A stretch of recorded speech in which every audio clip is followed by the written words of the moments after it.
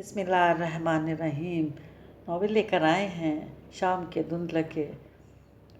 इस नंबर 4 के साथ आपकी खिदमत में हाजिर हैं। अगर आपने अभी तक हमारे चैनल सब्सक्राइब नहीं किया तो हमारे चैनल को सब्सक्राइब करें और बेल आइकन को प्रेस करना मत भूलिएगा, ताकि आने वाली तमाम इक़्सात, तमाम नॉवेल और तमाम कहानियाँ आपको बर वक्त मिलती रहें। शुक्रिया।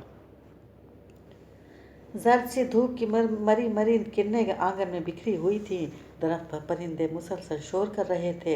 इसने दरख्त के तने से टेक लगाकर हद निगाह आसमान की तरफ देखा। हज़महाल और शराब के जहाँ गसल रवाहात अब मोहब्बत और मिलन में बदल गए थे।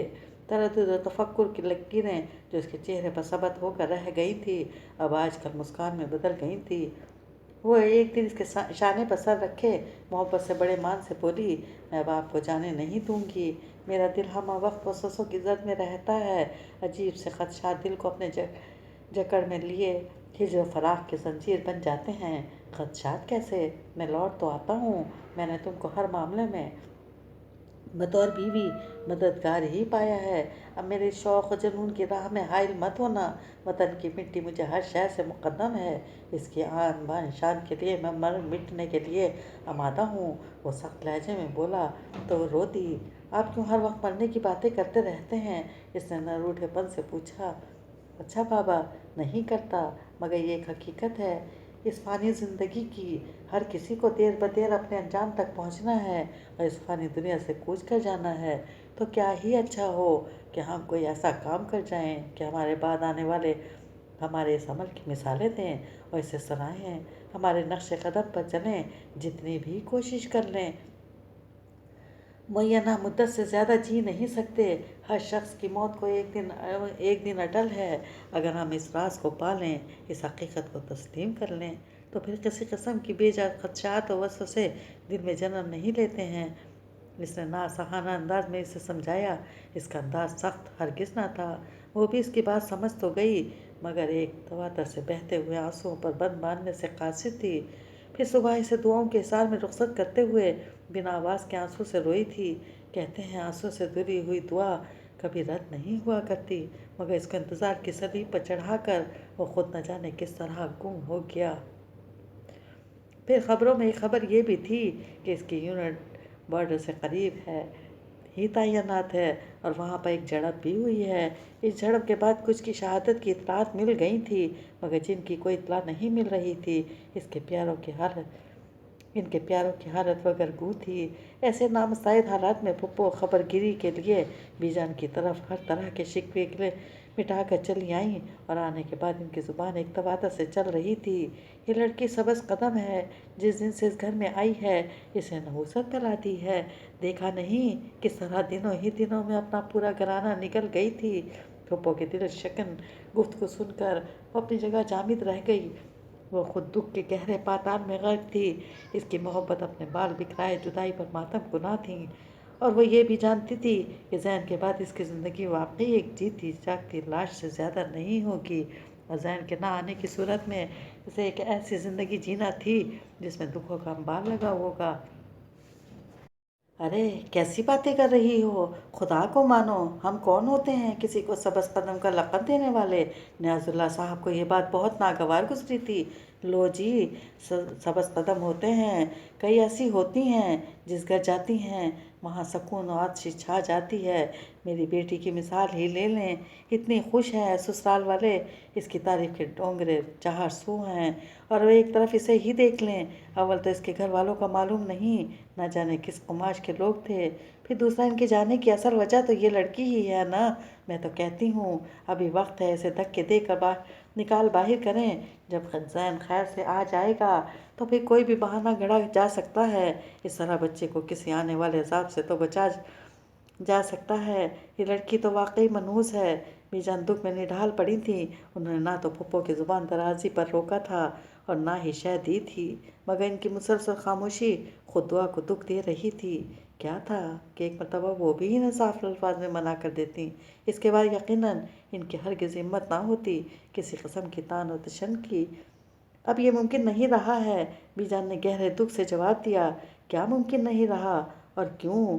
फूफो मुतसबाना लहजे में बोली, यही जो कह रही हो कि इसे धक्के देकर घर से निकाल दूँ। یا ممکن نہیں ہے، کیونکہ دعا ہمیں ذہن کی اولاد دینے والی ہے۔ دعا امید سے ہے، اور ایسی حالت میں اس کی ہی اولاد میرے لیے جینے کی آخری وجہ ہے۔ بی جان رو دی تھیں۔ پھپھو ان کی اس بات پر ششدر رہ گئی تھی۔ یہ تو ان کے بھی وہم و گمان میں نہ تھا کہ پھپھو نے ایک نظر پلٹ کر دعا پر ڈالی تھی۔ اس کی رنگت مٹیالی سی زرد سی ہو رہی تھی، اس کے چہرے پر سوگواری رقم تھی۔ پھر کہنے سننے کو اب کیا رہ گیا تھا؟ میں صلواتیں ہی سنا سکتی تھی۔ نہ جانے بی جان کی گمبھیر خاموشی کا کیا مطلب تھا، وہ چاہ کر بھی جان نہ پائی تھی۔ معاملہ وقتی طور پر دب سا گیا، مگر ختم تو نہ ہوا تھا۔ ذہن کے لیے سب پریشان اور متفکر تھے، اس کی تلاش میں سرگرداں تھے۔ بابا جان ہر وقت فون پر اس کے افسران سے رابطے میں تھے۔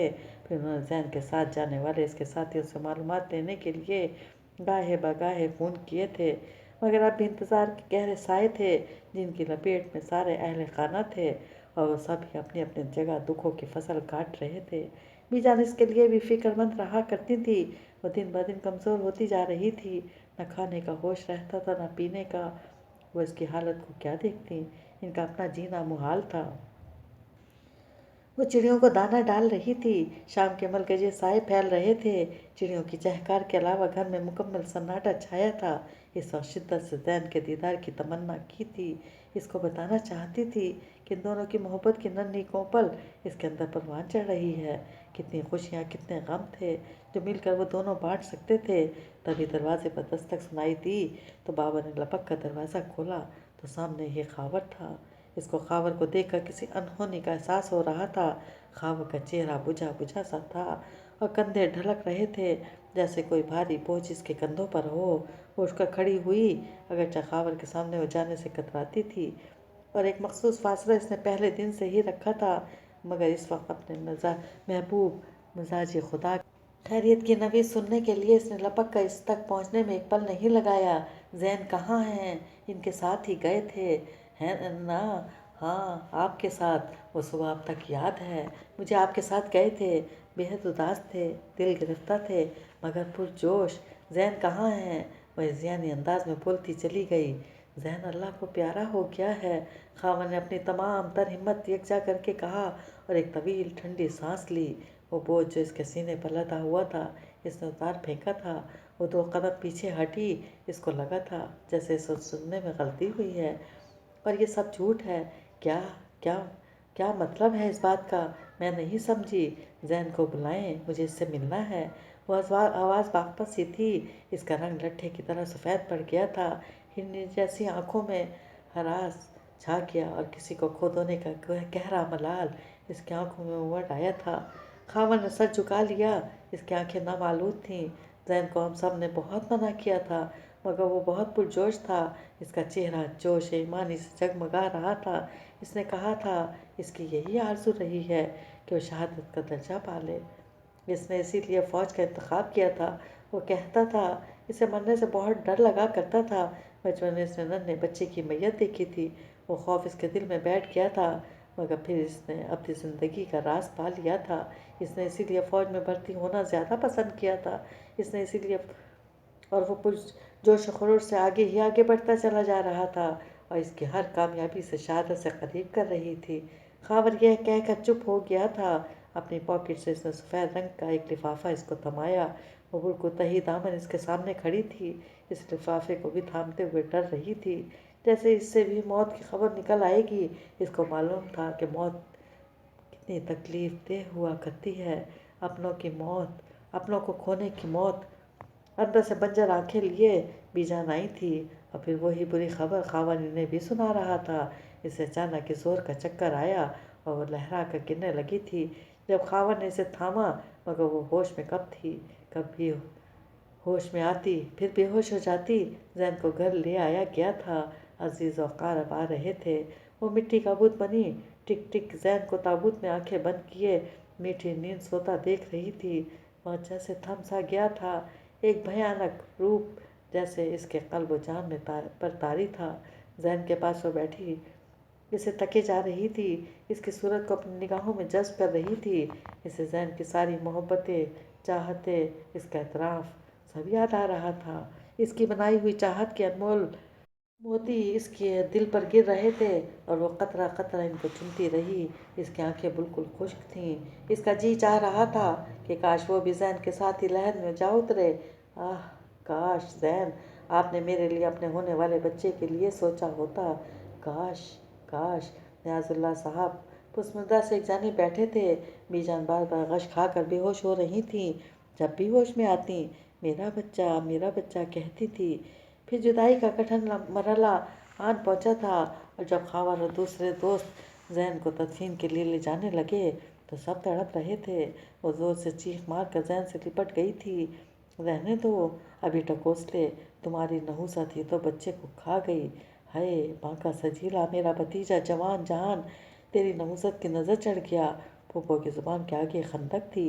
इनका जो दिल जा रहा था कहती चली जा रही थी, जले दिल के फफूले फोड़ रही थी, मगर वो खुद भी तो इस वक्त अपने आप को मनहूस समझ रही थी। इसको भी यही लग रहा था कि इसकी नहुसत की लपेट में आ गया था जैन। इस वक्त दुख में थे, किसी ने भी पुप्पो को बोलने से ना रोका था। वो इसे खूब बुरा भला कहती रहीं और वो एक जानिब सर झुकाए अपने जुर्म की पादाश में बैठी सुनती रही। पुप्पो ने चंद दिनों के लिए अपना क़याम तवील कर लिया था। ज़िंदगी अब ज़िंदगी कहाँ रही थी, मगर सबकी तरह इसने भी अपने दुखों का इश्तिहार लगाना बंद कर दिया था। कमरे में बंद होकर घंटों आंसू बहाना अब इसका काम रह गया था। बीजान का तो अपना बुरा हाल था, मगर एक दिन इसकी आंखों के नीचे पड़े हल्के देखकर नियाजुल्लाह साहब ने अपने करीब बुलाया था। सर पर हाथ रख कर बोले थे, बेटी अपना ख्याल रखा करो। मैं नहीं चाहता मेरी आखिरी आस भी दम तोड़ जाए। तुम मेरे लिए बहुत बख्तों वाली हो जो मेरे जैन की औलाद को दुनिया में लाने वाली हो। कोई क्या कहता है, क्या सोचता है, मुझे इसकी कतई तौर पर कोई परवाह नहीं है। जिस जान ने दुनिया में आना है, इसने एक दिन रब के पास जाना भी है, और इसका फैसला रब्बुल इज़्ज़त करते हैं। किसी इंसान की क्या मजाल। तुम आज मेरे साथ डॉक्टर के यहाँ चलो। तुम्हारी बीजान को तो अपना ही होश नहीं है। कहाँ तुम्हारे साथ जाए, ख्वार हो, तुम तैयार हो जाओ, अभी ही ले चलता हूँ। मुझे तुम्हारी हालत तशवीशनाक लग रही है। नियाजुल्लाह साहब बहुत दिनों से देख रहे थे कि बीजान ने इसे एक लिहाज से क़तः ताल्लुक़ कर लिया था, अगरचे इसे घर से बेघर तो ना किया था, मगर बज़ाहिर ऐसा लगता था जैसे उन्होंने पुप्पो की बातों का गहरा असर लिया है। और फिर पुप्पो भी तो यहाँ से जाने का नाम नहीं ले रही थी, यहीं बसेरा किए हुए थी। अपनी तरकश के तीर वो गाहे बगाहे दुआ पर आजमा रही थी। इनकी तल्ख व तुश बातें, इसके तुश कलामी इसके दिल में घाव लगा जाती, मगर लोगों को कुफर लगाए अपने कामों में मसरूफ़ रहती। इसने महसूस किया था कि पुप्पो की सिर्फ ज़ुबान ही काटदार ना थी, बल्कि इनकी निगाहों में भी इश्तियाल और नफ़रत की दबी हुई चिंगारी थी, जो इसको देखते ही भड़कने लगती। सो वो चुप ही रहती थी, मगर इसकी जामिद खामोशी भी इनको नागवार गुजरती थी। देखो किस कदर गुन्नी है, इतना कुछ सुनकर भी ढीठ बनी हुई है। ज़रा सी भी शर्म होती तो दफान हो जाती। वो सोचती कि वो कहाँ जाती। ये इसका अपना घर था, इसके जैन का घर। जैन होता तो किसी की क्या मजाल थी कि कोई इसको इस तरह धत्कारता, इससे ज़रा सी ऊंची आवाज़ में बात भी करता।